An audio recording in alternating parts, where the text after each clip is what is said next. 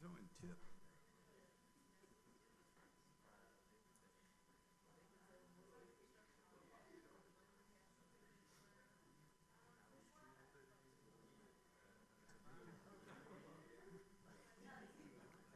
Good afternoon, everyone.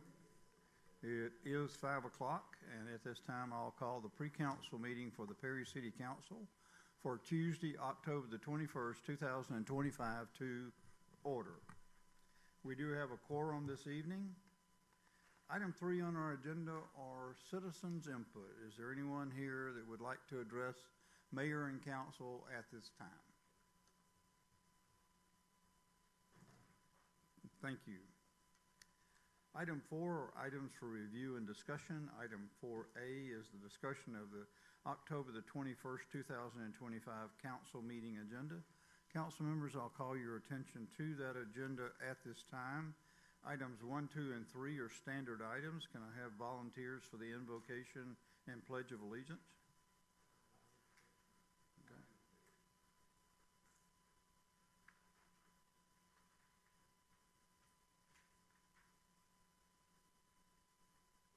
Thank you, gentlemen. Item 4 will be citizens with input. Item 5 will be recognitions and presentations. Item 5A, special events application. 5A1 is the Perry Art Council Drum Circle on November the 8th, 2025 from 6 p.m. until 7:30 p.m. Ms. Sanders is going to present that, I take it? Okay. Item 5A2 is the Perry Art Council Caroling Downtown on December the 12th, 2025 from 5 p.m. to 7 p.m. Ms. Sanders will cover that as well. Item 6 will be the review of the minutes. Item 7 will be unfinished business. Item 7A is an ordinance for the second reading. It's the second reading of an ordinance to rezone property from OI Office Institutional to RM2 Multifamily Residential. The property is located at 2002 Kings Chapel Road. Ms. Carson? Thank you, Mayor. Yes, sir. This is the second reading of the rezoning request from OI to RM2. So we will just read a brief reminder of the case. During the council meeting, as a reminder, Planning Commission did recommend approval, and there was no feedback from the previous council meeting. Okay, very good. Questions, council members? Thank you. You're welcome. Item 8 will be any other unfinished business from each of us. Item 9 will be new business. 9A will be matters referred from the October 21st, 2025 pre-council meeting. Item 9B is the first reading of an ordinance to amend the City Code Section 18-5 speed limit restrictions relative to increasing the speed on a portion of Elko Road from 35 to 45 miles an hour. Chief? As we spoke earlier at a previous council session, the speed limit between South Perry Parkway and Larry Walker currently is 35. We believe, based on the average speed of being 45 by speed survey, we've addressed to have one ordinance from the south limits of Perry to Larry Walker Parkway being 45. As you continue north on MLK, it will come 35 as it is now, but there'll be one set speed from the city limits to Larry Walker. Okay. This will be the first reading of this, so no action will be required on the part of the council. Item 9C, I'm sorry, were there any questions, council members, relative to that speed limit change? Okay, thank you. Item 9C will be resolutions for consideration and adoption. 9C1 is a resolution accepting ownership and maintenance of right-of-way and certain infrastructure in the Preserve at Agricultural Village Subdivision, Section 3, Phase 3. Mr. Duffy, I understand that the applicant has asked us to table that at this point in time so they can bring it forward at a later time. That's correct, sir. Okay. Ms. Newby, that's agreeable to table that upon their request? Okay. We'll do that. Item 9C2 is a resolution accepting ownership and maintenance of right-of-way rights-of-way and certain infrastructure in Remington Chase subdivision, Section 1, Phase 2. Mr. Duffy? Yes, sir. This is a resolution to accept ownership and maintenance of the right-of-way for a road called Lavender Lane in the Remington Chase subdivision. That's off Gurr Road between Kings Chapel and Route 341. The road has been inspected and meets the city standard, as does the related sewer infrastructure alongside the road. Okay. Questions, council members? Thank you. 9C3 is a resolution accepting ownership and maintenance of right-of-ways and certain infrastructure at Bankstone Landing Phase 2. Mr. Duffy? Yes, sir. Similar resolution for a road called Overton Drive off Langston Road between Macon Road and Lake Joy. That is part of the Bankstone Landing development. The roadway has been inspected and meets the city standards as well. Okay, thank you. Item 9C4 is a resolution repealing Resolution 2022-49 and approving the sale of cemetery spaces in Woodlawn Cemetery. Mr. Smith? Thank you, Mayor.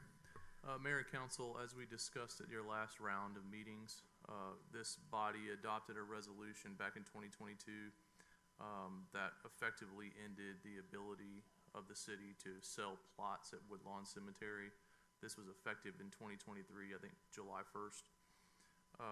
With requests that we continue to receive from persons looking to be interred at Woodlawn, we discussed the possibility of opening that up, and you all generally thought that might be a good idea. So before you this evening, you have a resolution that would repeal the resolution that previously prohibited the sale of plots in the cemetery, and also establish the city's ability to sell those plots moving forward. So you want to move forward to 9C5, and that's the resolution to amend the City of Perry fee schedule relative to cemetery plots? Yes, sir. In order to enact the resolution you just possibly adopted, you have to amend the Perry fee schedule to include the purchase of plots and a fee associated with that. You can see that the fee is established at $1,400. This is a slight increase from what it previously was when the city stopped selling plots. There was a significant amount of research done in the city attorney's office on prices and making sure that we're competitive in the market. And this is a very competitive price. I think it's also important to keep in mind that these are companion lots, I believe is what they're called, that essentially allows the remains of two persons to be buried in each of the plots. So it's actually quite a value. Okay, thank you.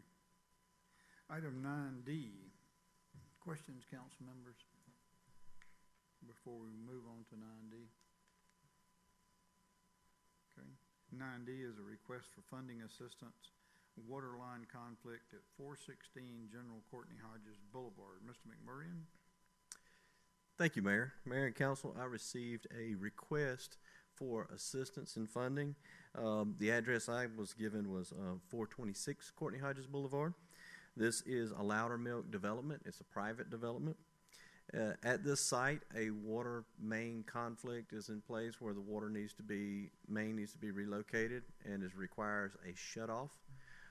Unfortunately, there is not enough valves to completely isolate this particular section of water main. One valve needs to be added. That's what this request is about. The total cost of the valve and the labor and materials to install is $42,384.18. ESG staff and I have reviewed the site. We agree one valve is needed to complete a shutoff. And historically, the City of Perry has often covered the cost and materials of the materials that are going to be owned and operated by the city moving forward, not privately owned or labor cost. Staff would recommend council consider covering the cost of the 6-inch valve that would be installed at $19,856. As a reminder, this is a private development and it's at your discretion. So what was it? Help me understand the difference between the 42 and the 19. So the $42,000 includes, and in your packet you also have a cost breakdown, but it includes the compaction testing, the traffic control, and the saw cutting and patching of the street, the labor cost for the installation of the valve. The valve is the 19,000 some odd dollars. You're recommending the entire 42? No, I'm recommending just the valve itself for you to consider, and that's the $19,856. And the contractor will do The contractor would do the remainder of the work. property will do the remainder. Okay. Thank you for that clarification. I'm just a little slow this afternoon. That's quite all right. Other questions, council members? Yes, sir. Well, you're not the only one that was slow, because I thought that they were asking us to cover the whole amount. Well, I think they are. They would love for us to do that. That just wouldn't be staff's recommendation for council. Of course, well, they have the complete option to cover it all or say no to it all as a private development. Where is this?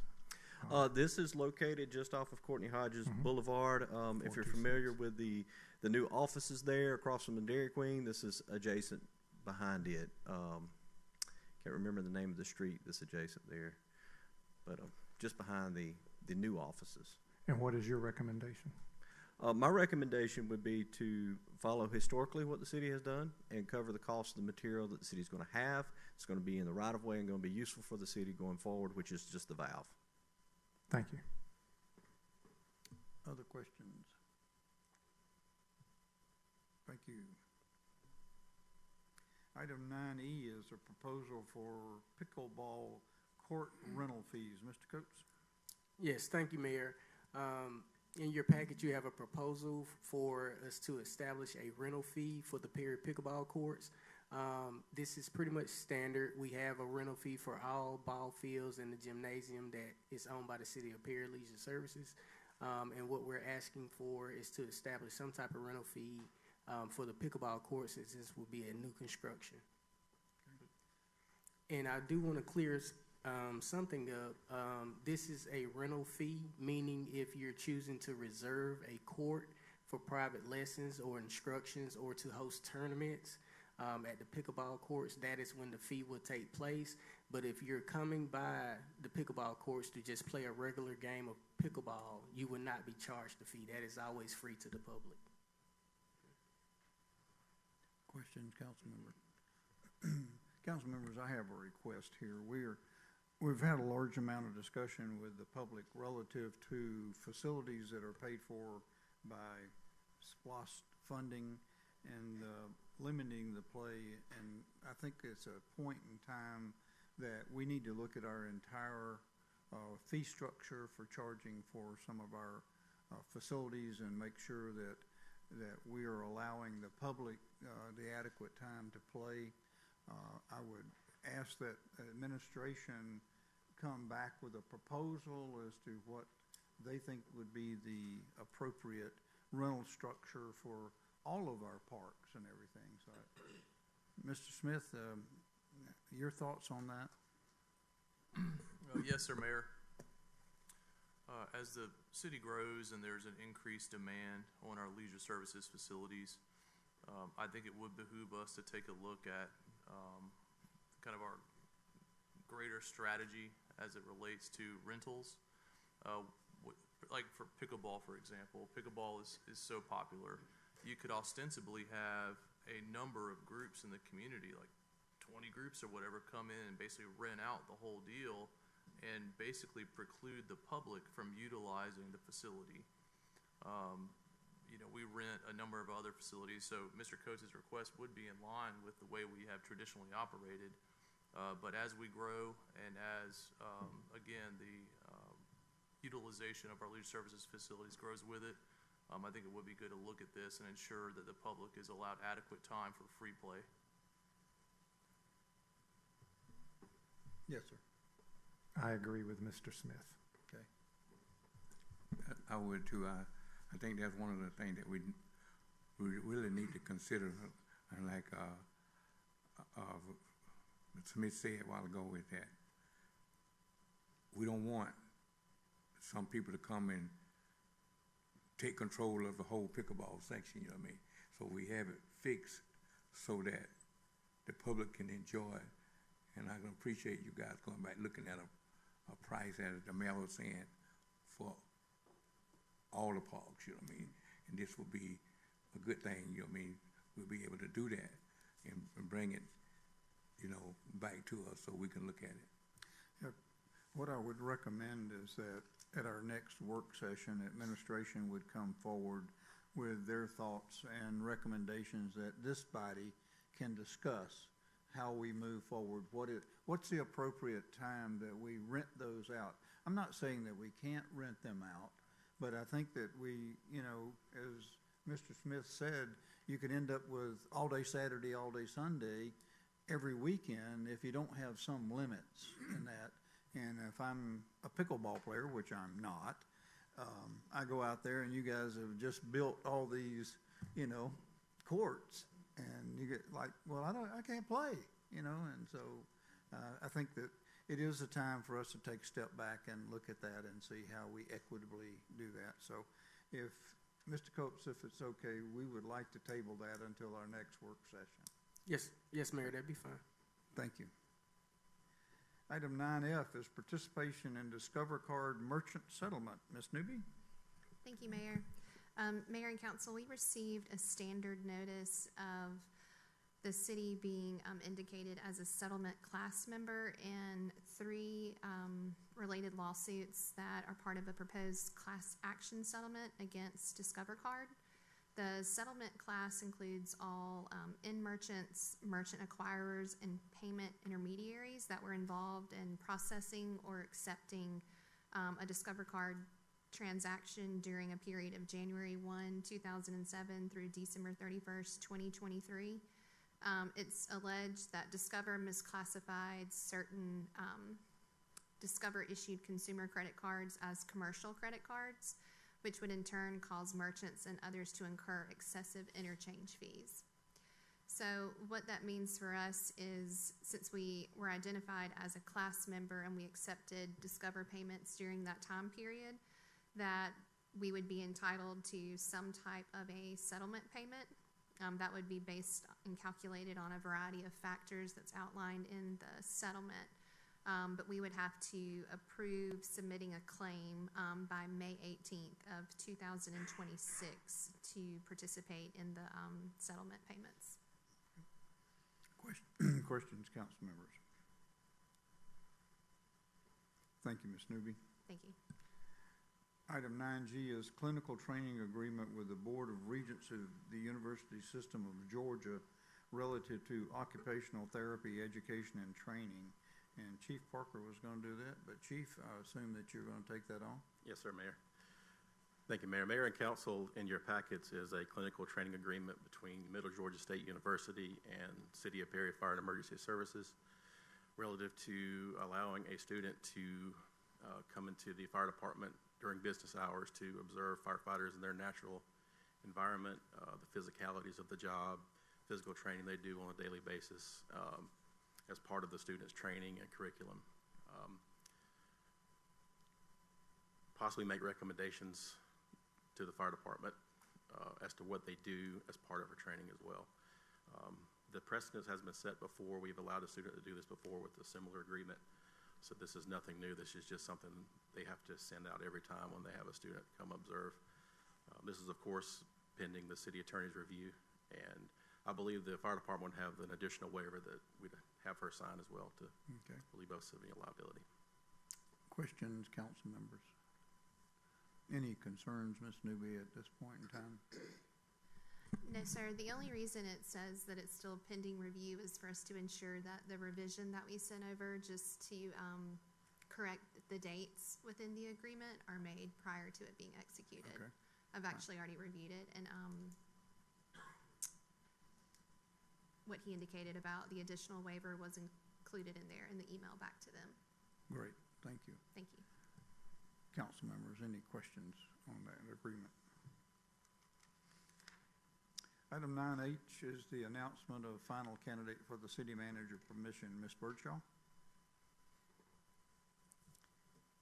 Yes, Mayor. Mayor and Council, we will announce the final candidate and go through the process for the next hearing. I'm at the next council meeting with Mr. Robert Smith and moving forward with that. Okay. As I understand it, Ms. Birdshaw and Ms. Newby, this is the same process we have gone through with all jobs, that we have to announce and then have a 2-week waiting period before having final vote.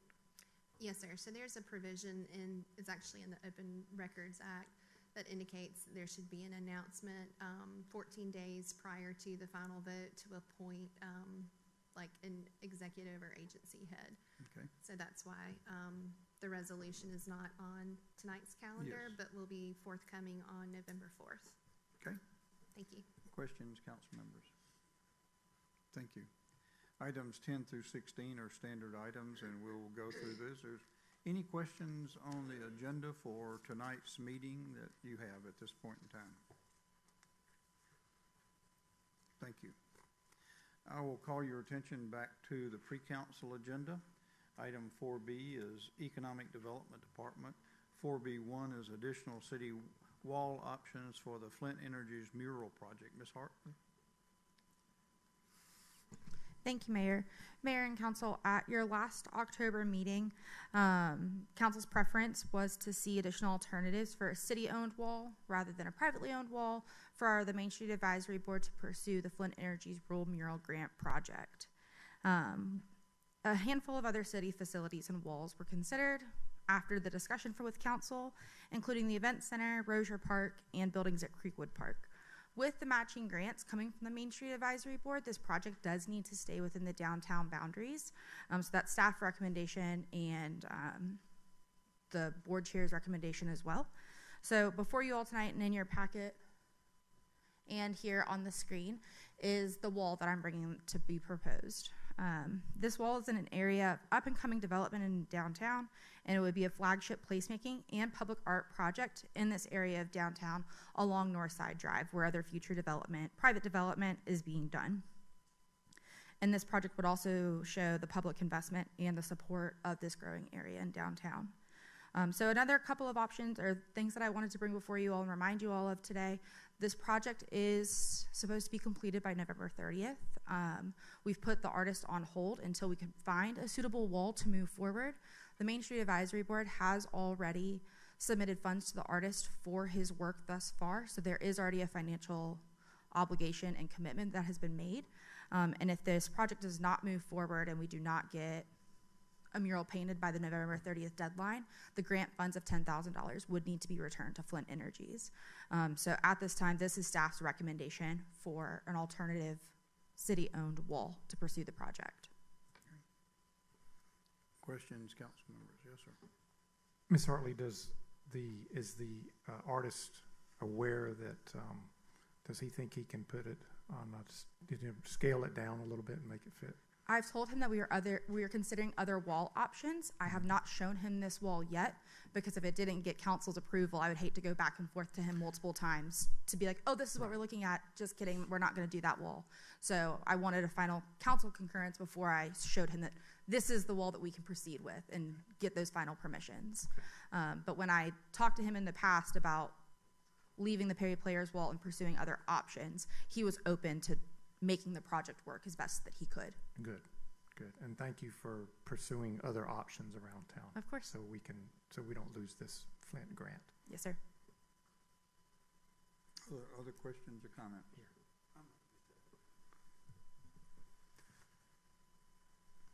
This doesn't, I mean, I like the design that we saw, I don't know, a month ago, I guess, or something like that.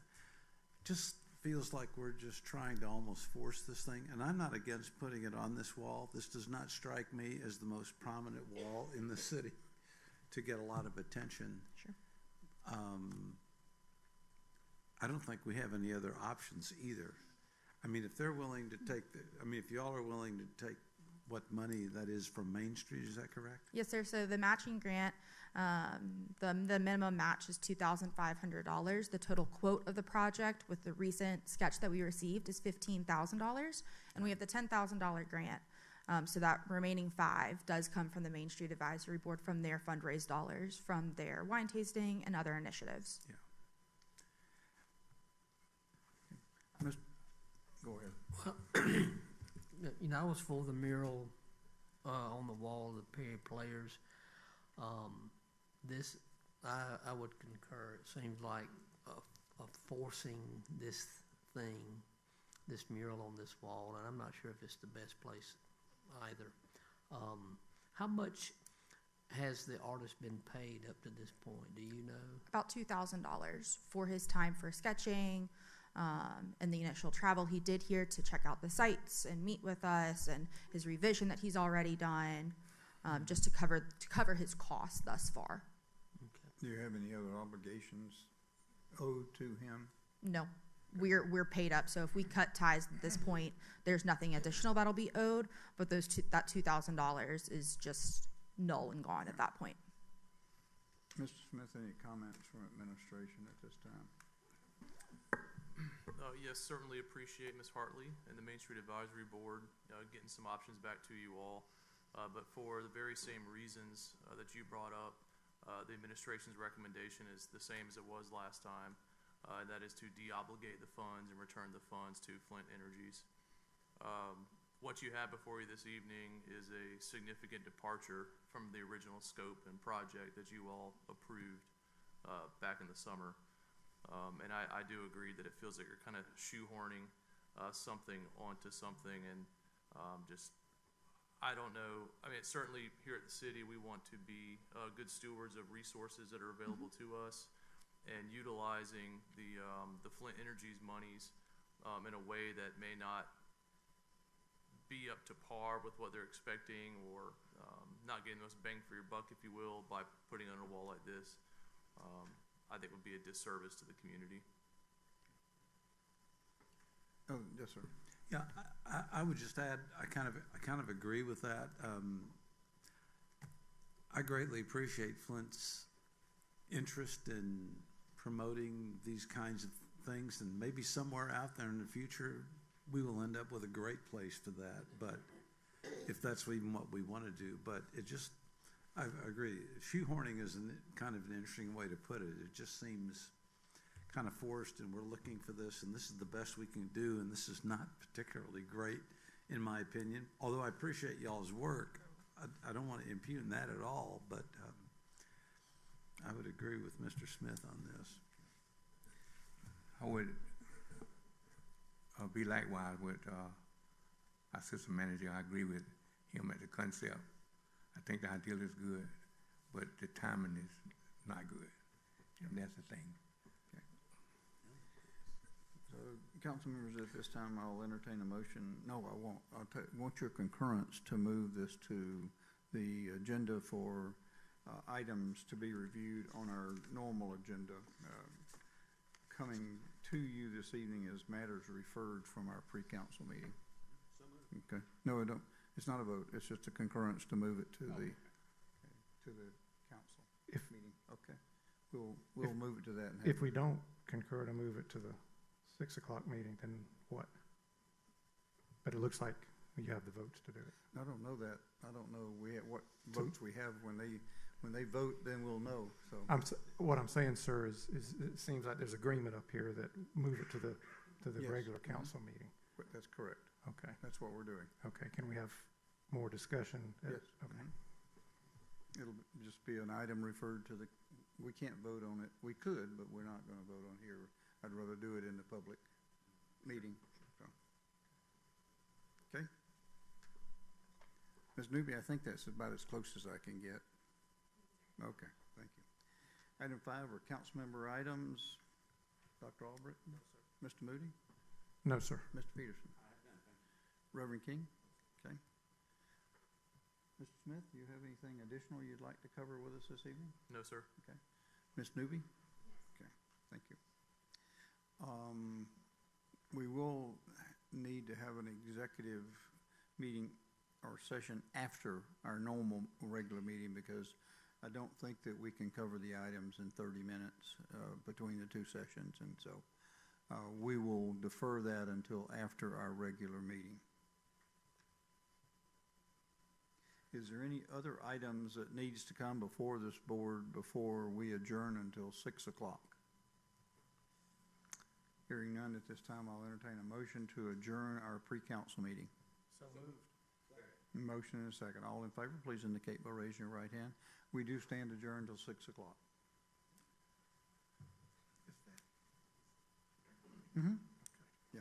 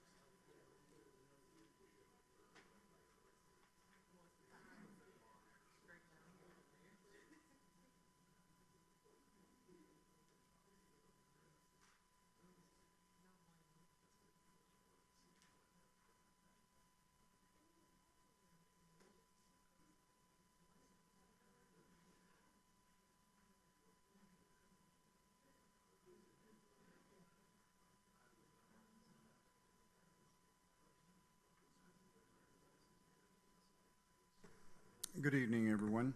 It is 6 o'clock, and at this time I'll call the regular meeting of the Perry City Council for Tuesday, October the 21st, 2025 to order. We do have a quorum this evening. Item 3 on our agenda is the invocation and pledge of allegiance to the flag. Dr. Albritton will be leading us in our invocation, and Reverend King will lead us in the pledge of allegiance.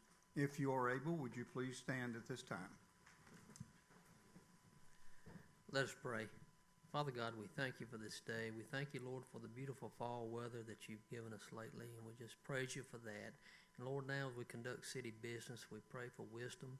And Lord, just give us a peace and a clarity about the decisions we make.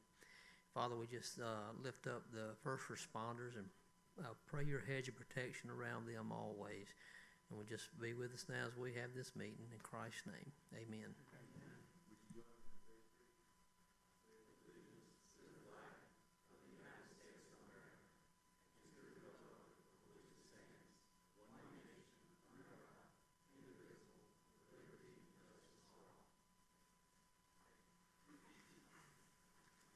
Thank you, gentlemen. Item 4 are citizens with input that would be relative to agenda items except public hearing items. Anyone here that would like to address mayor and council at this time relative to agenda items? Thank you. Item 5 are recognition and presentations. Item 5A are special events applications.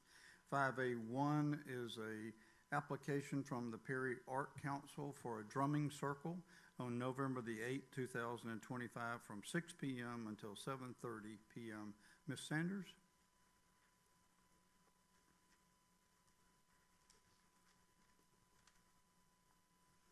Good evening. My name is Val Sanders, and I reside at 810 Washington Street in Perry. I am the vice chair of the Perry Art Council. And before I make our request to council, I would like to thank you for your approval of our previous drum circle and in September, and I'd like to share a brief video of this event.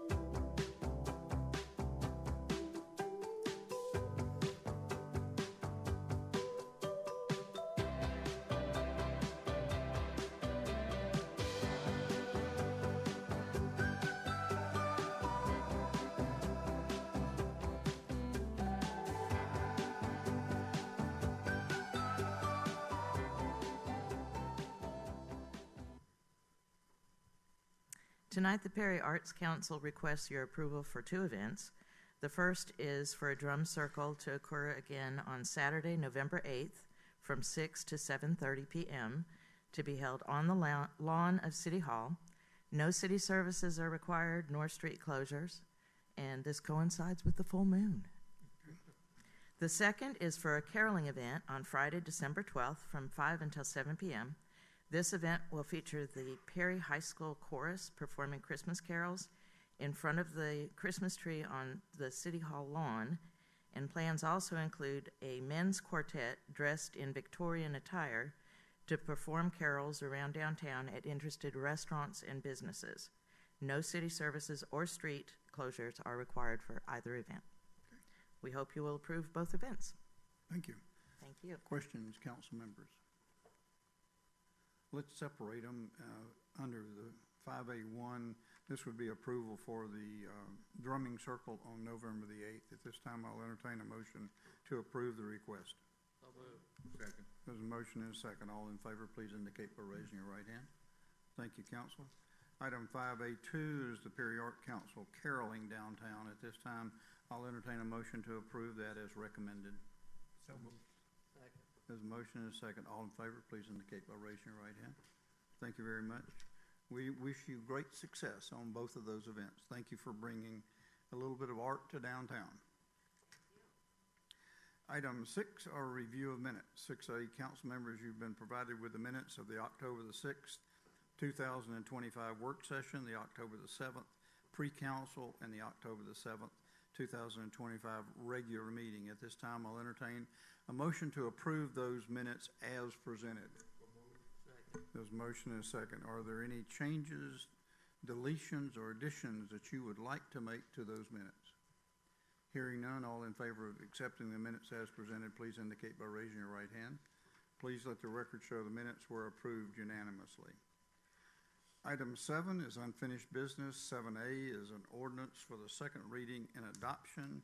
7A1 is the second reading of an ordinance to rezone property from OI Office Institutional to RM-2 multifamily residential.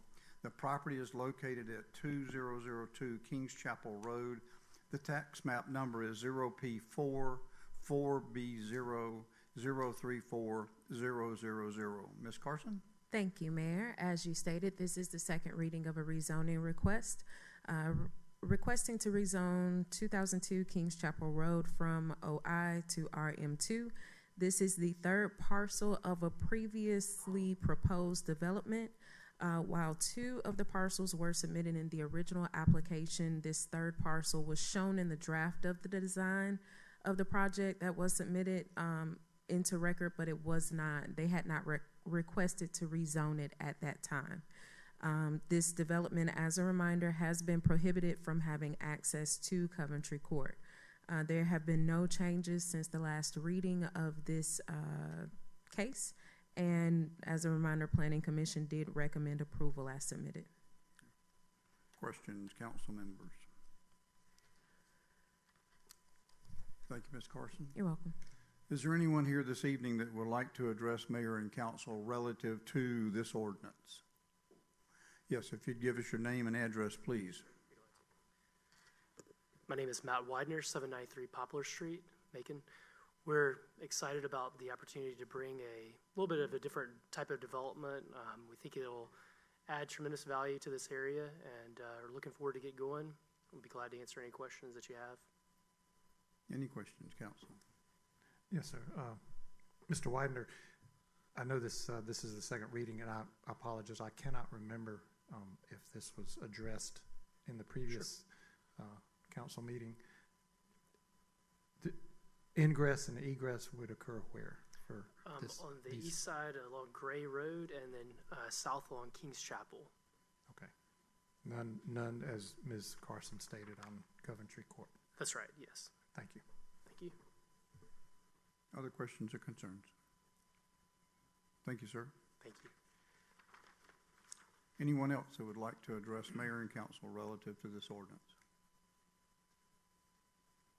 Council members, at this time, I'll entertain approval of the rezoning request as outlined. So moved. Is there any additional discussion? Hearing none, all in favor, please indicate by raising your right hand. Second. I'm sorry, this is an ordinance. It has to be oral. Okay. Vote. So all in favor, please indicate by saying aye. Aye. Those opposed, same.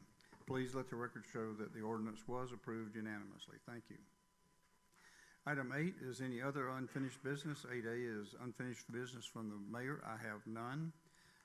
8B are unfinished business from our council members. Dr. Albritton? No, sir. Mr. Moody? No, sir. Mr. Peterson? I might have one question just came to mind, and that would be for Mr. Smith probably. Recently, we agreed that we would take over the Greystone, the maintenance and all of that of the Greystone project. What is the status of that? Don't we have to do some sort of legal maneuvering to actually have it put into our possession before we can take action on that, and where is that? I'll be happy to answer that one, Mr. Smith. That'd be fantastic. Following council's meeting and the direction for us to accept that based on Mr. Smith's recommendation, that the plat had to be revised to include a portion of what was the green space. I have contacted the developer and his attorney and asked that they provide us an updated plat so that it would reflect what it is we were willing to accept to be able to start providing any type of maintenance. And so once we have that plat back and it's recorded, then we would receive a quitclaim deed from both the developer and the HOA. So at this point, we're waiting on the developer and his attorney, and they are working on it. Is there any sort of a timeline prediction as to when that might take place, or is that dependent on the developer? I don't think I can answer that. I mean, at this point, I know that they're working on it, but the ball's in their court at this point. All right, very good. Thank you. Reverend King, anything? Okay. Is there any unfinished business from our city attorney, Ms. Newby? Is there any unfinished business from our acting city manager, Mr. Smith? No, sir. Okay, thank you. Item 9 is new business. 9A are matters referred from the October 21st, 2025 pre-council meeting. Mr. Smith, I have one item. That is the additional city wall options for the Flint Energy's mural project. Mr. Hartley? Thank you, Mayor. I'll take that. Ms. Morton. Yes, sir. Ms. Hartley had to get back for daycare, so I'm happily taking over this for her. So this evening, this is a additional wall option as council had requested at your last set of meetings for placement of the Flint Energy's mural. So before you this evening for consideration is the wall at the Perry Events Center that sort of faces the parking lot facing Northside Drive. So happy to answer any questions that you may have on this project at this time. Questions or comments, council members? Yes, I have one. As mentioned during the pre-council, the artist has been informed that we're moving from the previous selected wall, and does he feel like he's comfortable to where he can get the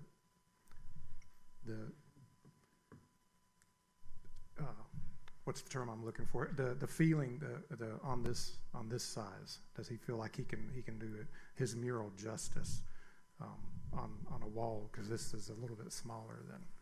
Yeah, I think so. The artist has indicated all throughout the process that his design and scale can be flexible dependent on the wall. And so I don't have any concern that he would be able to scale down or adjust our design accordingly to fit the space. And this section, this is the event center is in the Northside Drive small area plan. Yes, sir. So that area, as Ms. Hartley pointed out, is an up and coming area. We're incorporating this into our downtown area. So. Yes, sir. Okay. It is in line with increasing placemaking efforts in that area as private development is very active in that area right now as well. Okay. Thank you. Yes, sir. I guess as I expressed in the pre-council, I think Representative Councilman Albritton also said that just feels like this is really forced where this is, I'm not sure there's any other remaining city buildings where we would put this. It just seems like it's an out of the way kind of a thing. Just my comment. It just seems like we're forcing the pursuit of this thing to me. I don't know if Councilman Albritton would like to comment as well. But. Yeah, I do feel that. I mentioned that during the work session that it feels forced, and I think it's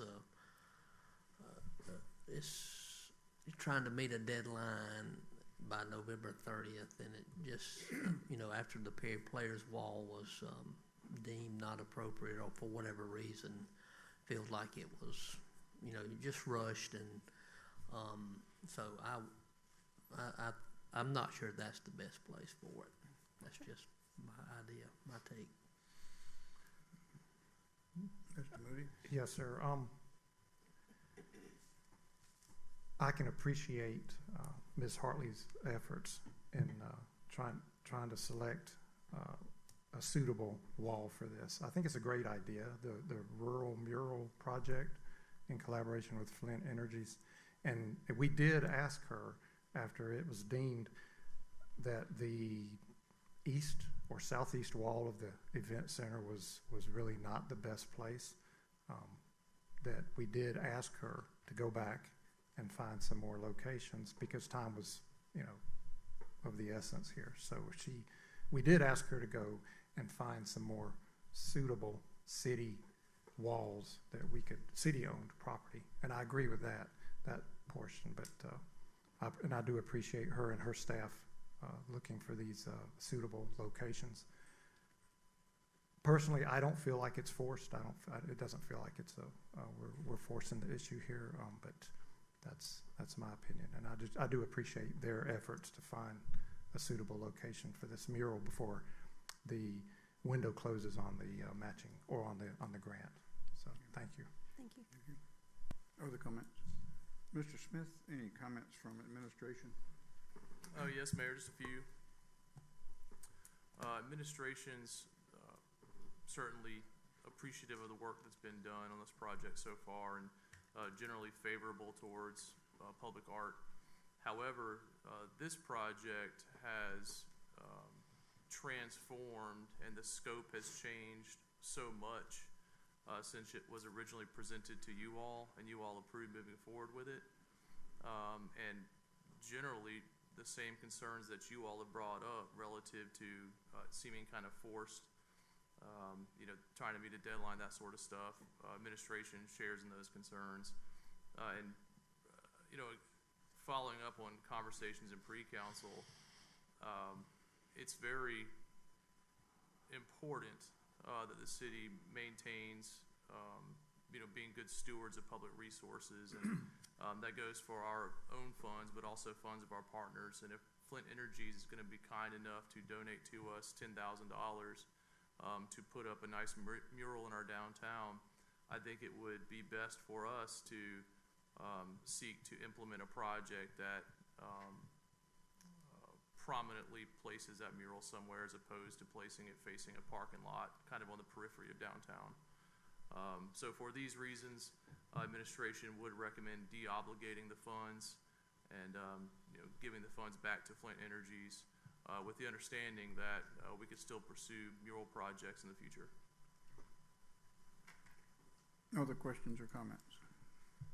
At this time, I'll entertain a motion that outlines your desires on this mural application. Yes, sir. I'd have a motion. My motion would include that we express our appreciation to Flint Energies for their interest in this project, to inform them that at this point we are unable to find what we would consider to be a suitable and worthy location, but we would like to remain in touch and remain open to potential other future projects. But at this time, we are, how did you put that word? De-obligate? Was that the correct word? De-obligate ourselves and return those funds if we have them in place. Second that motion. We have a motion and a second. All in favor, please indicate by raising your right hand. Those opposed, same. So please let the record show that the recommendation was to de-obligate the funds and thank Flint Energies, and the vote was 3-1 in favor of doing that. So thank you very much. Thank you. Item 9B is ordinances for the first reading and introduction. 9B1 is the first reading of an ordinance to amend the City Code Section 18-5 speed limit restrictions relative to increasing speed on a portion of Elko Road from 35 miles an hour to 45 miles an hour. Chief? Mayor and Council, we spoke a couple weeks ago. We had completed a traffic survey on Elko Road from Larry Walker to South Perry Parkway. That current speed limit is 35. There are no major drives coming off that other than an exit for the fair that's used during the fair. We believe that would be beneficial for that street to be 45 miles an hour. We have spoken to the director of the Ag Center. They have no objection. And so the resolution is to make the speed limit from the south limits of Perry to Larry Walker Parkway is 45 miles an hour. Questions, council? Thank you, Chief. There's no action required by the council this evening because this is the first reading of this ordinance. 9C are resolutions for consideration and adoption. Resolution 9C1 is a resolution accepting ownership and maintenance of rights-of-way and certain infrastructure in the Preserve at Agricultural Village Subdivision, Section 3, Phase 3. Mr. Duffy? Yes, sir. The applicant has actually requested withdrawal of that item on our agenda this evening. So respectfully request that item be tabled. Okay. Council members, you've heard the request. At this time, I'll entertain a motion to table this resolution at the request of the applicant. Second. Motion and a second. All in favor, please indicate by raising your right hand. Please let the record show the resolution was tabled unanimously. Thank you, Mr. Duffy. 9C2 is a resolution accepting ownership and maintenance of rights-of-way and certain infrastructure at Remington Chase Subdivision, Section 1, Phase 2. Mr. Duffy? Thank you, Mayor. Yes, as you mentioned, this is a resolution to accept the roadway and certain infrastructure in the Remington Chase subdivision. It's a road called Lavender Lane. It has been inspected and meets the city standards for public right-of-way. And that's off Gurr Road between Kings Chapel and Route 341. Be happy to take any questions. Questions, council? Yes, sir. Mine is more a curiosity question than anything, but who actually names the roads? The developers tend to propose the names, and they will outline the plat, and then we review those when they come through the community development department. All right, so they do that. Okay. I didn't know if that was like your favorite cologne or something like that, but okay. No, sir. Good, thank you. Sure. And then, of course, they have to be approved by Houston County in 911. So. Okay. Yes, sir. So you've heard the recommendation. At this time, I'll entertain a motion to approve bring the resolution as presented by Mr. Duffy. So moved. Second. Motion and a second. All in favor, please indicate by raising your right hand. Please let the record show the resolution was approved unanimously. 9C3 is a resolution accepting ownership and maintenance of rights-of-way and certain infrastructure at Bankstone Landing, Phase 2. Mr. Duffy? Yes, sir. This is a similar resolution to accept infrastructure for a roadway named Overton Drive. Those of you who may not know, Bankstone Landing is off Langston Road between Macon Road and Lake Joy. And this road has also been inspected and is found to meet the city standard as well. Questions, council members? Hearing none at this time, I'll entertain a motion to approve the resolution as presented by Mr. Duffy. So moved. Second. Motion and second. All in favor, please indicate by raising your right hand. Please let the record show the resolution was approved unanimously. Thank you, Thank you, Mr. Duffy.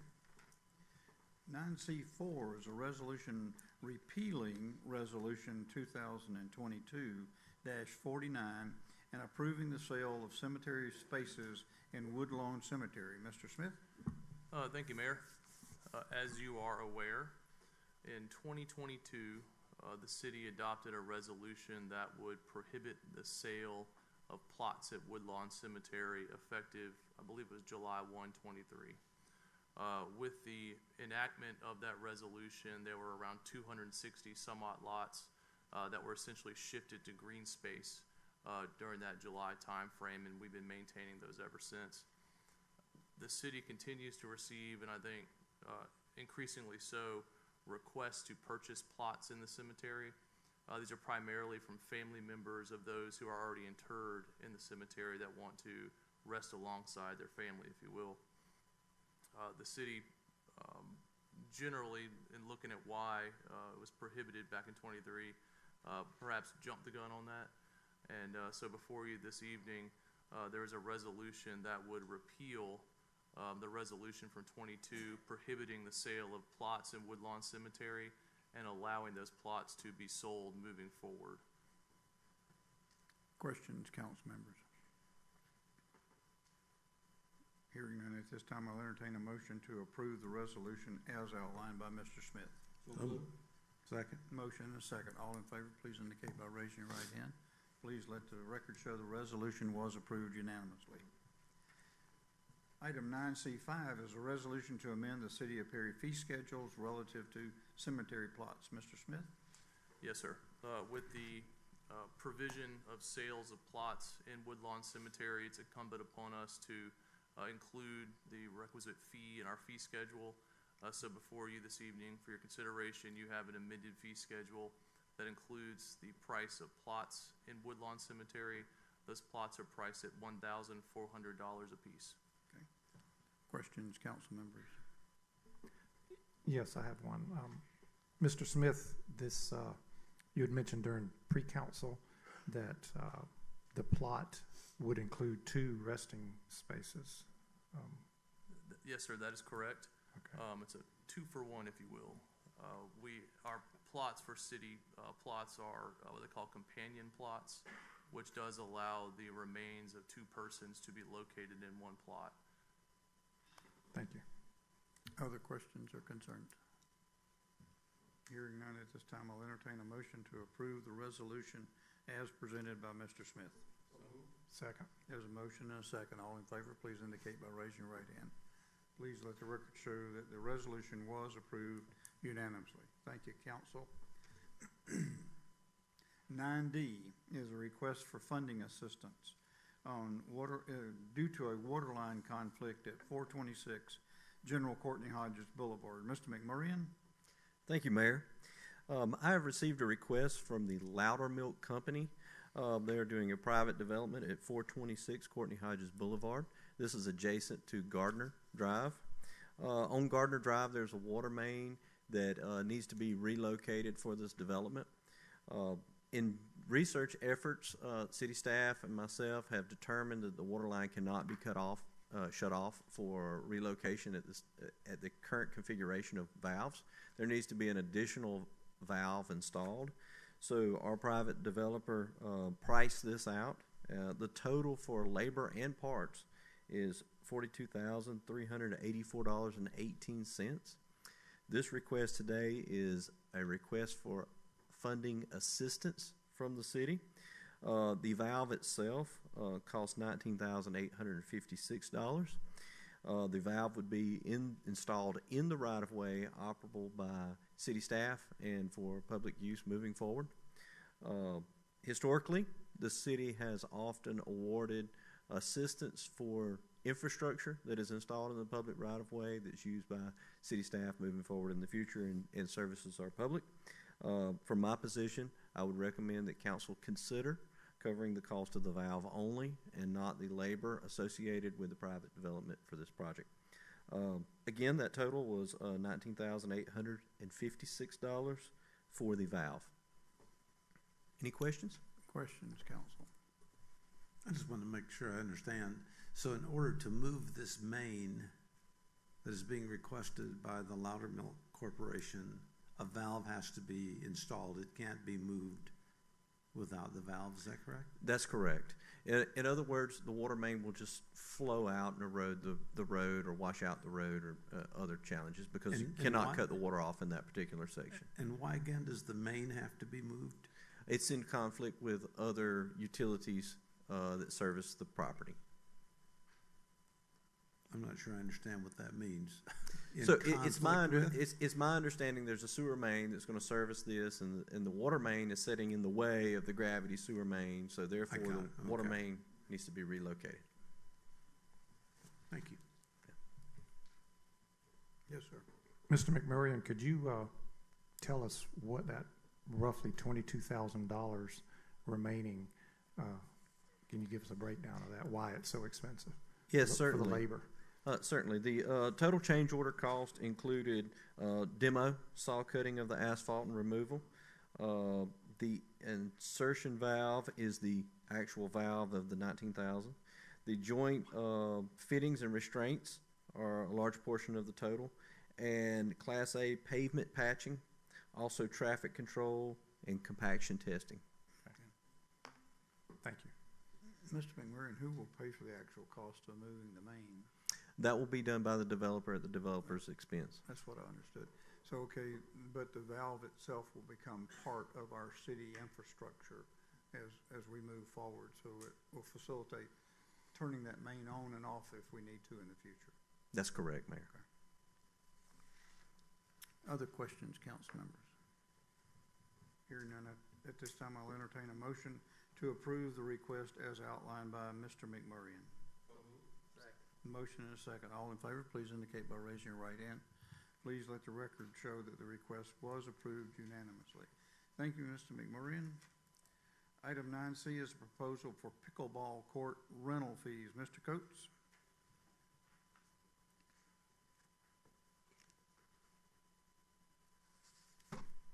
Good evening, Mayor and Council. The Leisure Services Department wanted to do a proposal for rental fees as it relates to the pickleball courts, which this pretty much establishing a rental fee will be in the line of what we have already established with our ball fields and also our gymnasium and community room rentals. There is a rental fee already established for any facility that is owned and operated by Perry Leisure Services. But with the pickleball courts, this is a new construction, so there has not been any fee that has been established. So what we're proposing is that we do establish some type of rental fee for the pickleball courts. Questions, council members? I have a question. I'm looking at the standard court rentals and tournament rentals, and you said this is in line with other fees that we collect. What about if someone just wants to go and play pickleball? Okay, there would not be any fee for that, Councilman Moody. Okay. What the rental fee pretty much establishes, if you want to rent out a particular court to host practice, which, you know, that happens now during baseball season or football season if you're a travel ball organization, or Perry Junior League rents out fields too as well. But as far as it goes for if the field is open, anybody in the community can come play for free. Thank you. I believe this came up in the pre-council meeting, the idea of certain hours or maybe certain days set aside for people who just want to go and play as opposed to reserving a court. Is that, did I have that correct? Yes, I think someone mentioned it to have that, possibly. I mean, the idea was to, because these are city-built pickleball courts, to make this more available to public, and not everyone makes reservations. And I know it's probably a pretty big demand out there. I hear about it all the time. I'm not a player myself, but I hear a lot about it, and I have a lot of friends that do play. So would the idea be that people call and reserve a court at a certain price, what, per hour, I assume? Is that how that would work? Yes, it would be. You know, that'd be pretty much standard of how it works. As far as it goes for tournament rentals and stuff like that, it's not a lot to where it would take up every weekend into a calendar year. If I'm giving you basically an example, the Disc Golf Association, they host tournaments out at Roser, and they probably host 3 a year out of, 365 days. It's probably 3 weekends a year that they utilize and host tournaments out there. Council members, I think this is a much broader issue than just the pickleball court. It brought it to our attention. I think we're building 4 pickleball courts. 6. And there's a tremendous amount of demand for it. It is paid for by Splash citizens funding, so it could be very restrictive if people lease them or rented them on a regular basis. I think that we need to review this policy completely, have a discussion in our next work session about what we want to do going forward, and I think that we need to do that at this time. So my recommendation, council members, is that we table this until we have the opportunity to talk about it in depth at our next work session, and then we'll address it. Yeah. I did have one question. These courts that are currently being built, how are we funding those? Was that a SPLOST? Okay.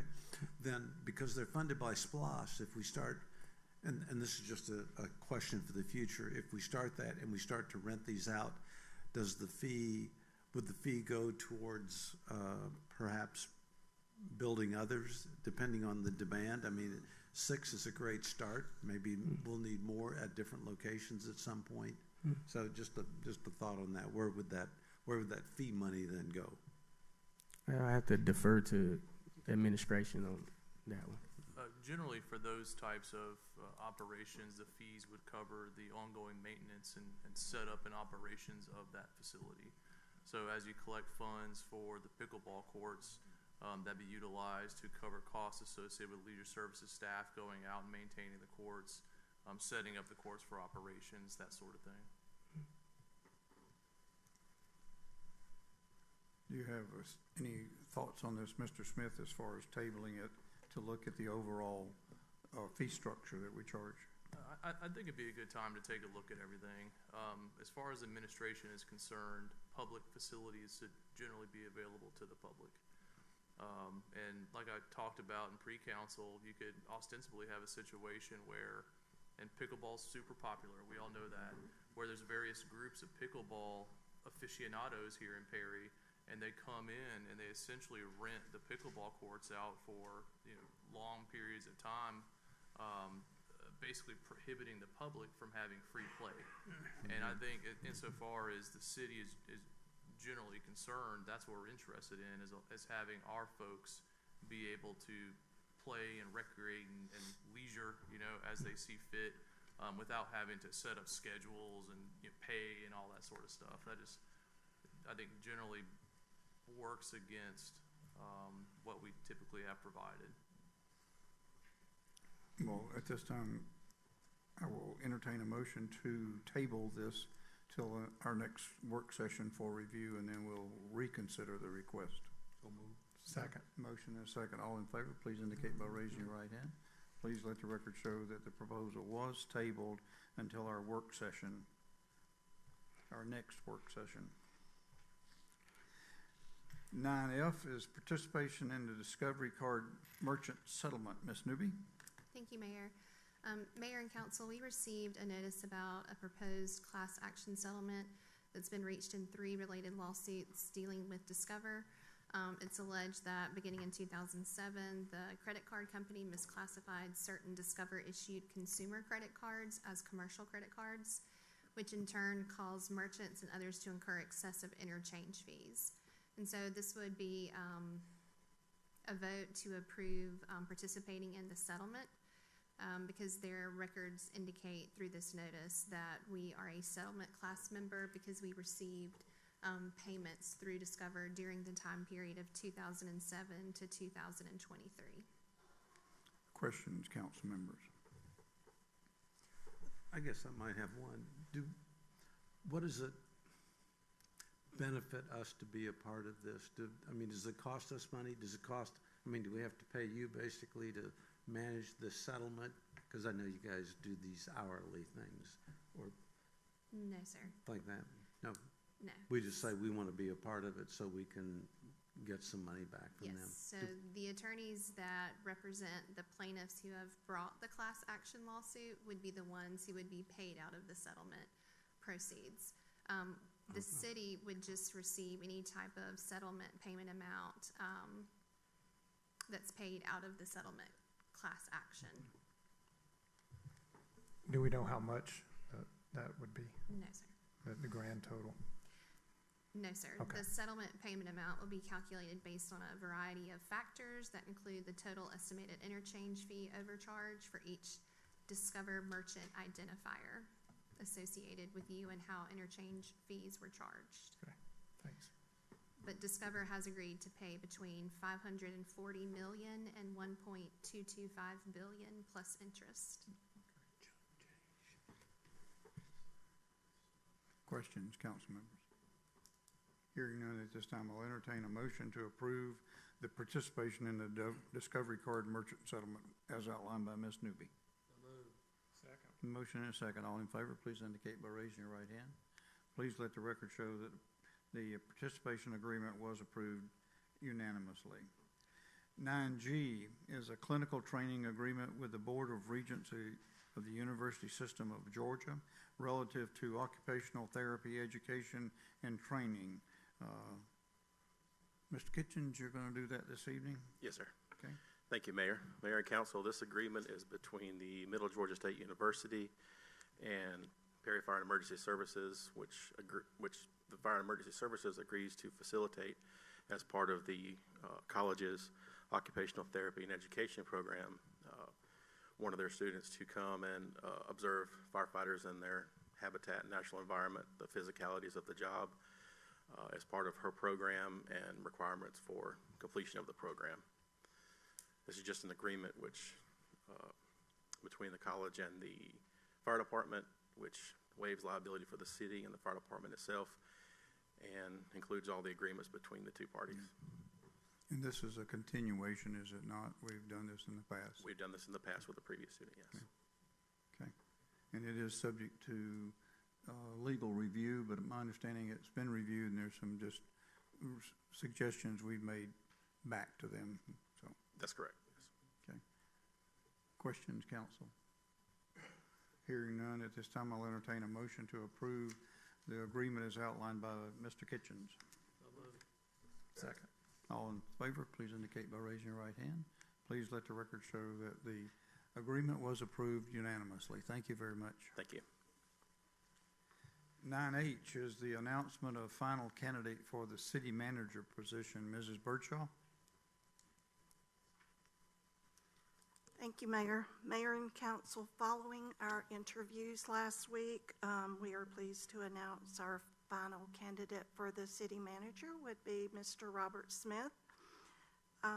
We will provide the resolution at the next council meeting and satisfy the open records request timeline. Questions, council members? Ms. Newby, no action needs to be taken this evening by the council, and it's just our announcement to cover our open records requirements. Okay, thank you, Ms. Birdshaw. Item 10 are general public items. Is there anyone here in the general public that would like to address mayor and council at this time? Yes, ma'am, if you would come forward and give us your name and address.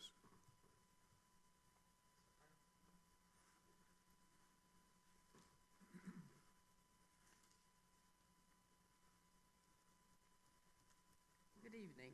My name is Peggy Davis. I live at 1030 King Circle here in the lovely city of Perry. I have been before you, and if I may ask Mrs. Warren, I want to present this letter to each one of you. It's a letter concerning all the concerns that we've had since probably 2000, I know 2002. That I have come before you on behalf of the Oakfield and Hilltop community requesting items to be fixed or repaired or what have you. And none of these things have been done. I'm still waiting to hear about the outcome of the Oakfield Hilltop small area plan. Haven't heard anything back from that. We was told that we started in 2023. We were told that it would only take 1 year to get it done. So now we don't know where it stands.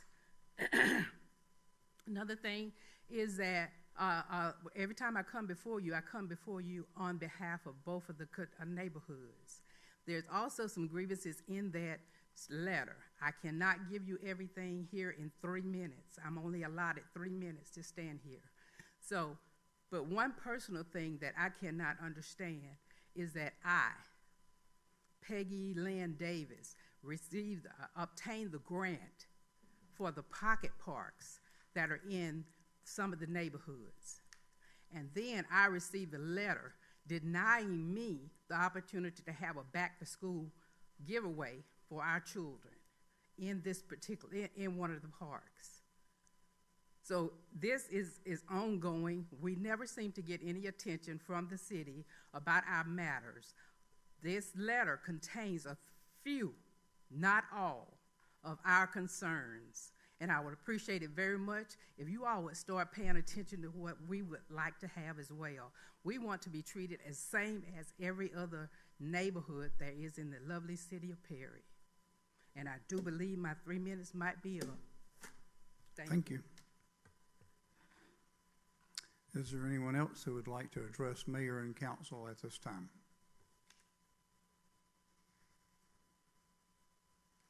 Thank you. Item 11 are council member items. Dr. Albritton?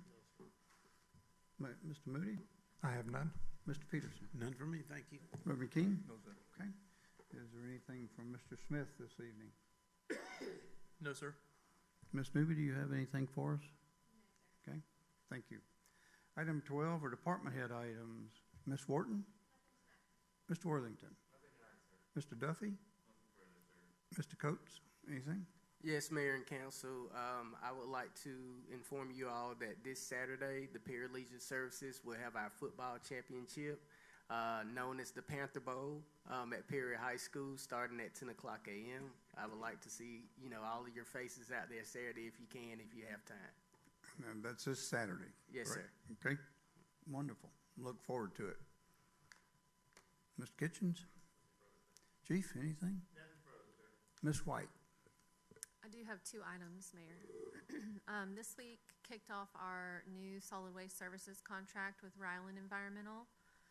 Everything is going really well so far. They've been really good at communication, and their staff has been very responsive to the transition. I would like to mention that as part of this new contract, we have done a reroute, which was warranted based on the new growth areas and then anticipating new growth as well. So some trash days may have changed, and Ryland went and put out flyers. We've pushed out information. But if you have a question, you feel free to call Public Works or check the city's website. We've used this as an opportunity to align everyone's trash day with their bulk and yard debris. So previously there were some areas that had different service days. Everything is on the same day now moving forward. Okay. And then the second item I wanted to touch on was our bull water advisory that went out over the weekend, if you have a minute. Water operations, our #1 goal is always to provide safe and reliable drinking water. And if there's ever a question on that, the priority then becomes the public health. And boiling water prior to ingestion is the way to eliminate the possibility of any kind of microbial contaminants. So the sample that was taken was from raw water at one of our wells that created a precautionary bull advisory. So this is water that's raw from the well, not treated yet, not gone to the water plant. So in that time period, we took 5 samples. It takes 24 hours for the lab to run and process those samples to confirm those results. Once those samples showed negative, then we lifted the bull water. At the time, other samples were taken in the system and at the other 2 wells that were in production that day, all were negative. So, moving forward, we've taken that well offline to monitor. We've disinfected it. We will continue to monitor. And we understand the impacts that this has on residents and customers. Our main goal is public health and safety, but we're also discussing anything that we can do or implement to prevent any kind of disruption like that in the future as well. Okay. So I hope that provides a little bit of clarity. We thank you very much for taking the action you did to protect the public. Ms. Birdshaw. Yes, sir. Real quick, we do have our benefits fair going on this week. If y'all would like to stop by Tuesday, Wednesday, Thursday, we have all employees that are coming through. We also have a veterans table there to write cards for some boxes that will be going out in about 10 days. So we would like to have at least 200 of those. We do have those other people have those in their hands to fill out across the city. And we have a blood drive at the Thursday this week at the event center as well. So 11:30 to 3 if you want to donate blood. Okay. Thank you. Ms. Clark? Yes. Okay. Ms. Warren, is there anything from the city clerk's office? No, sir. Okay. Thank you. Item 13 are mayor items.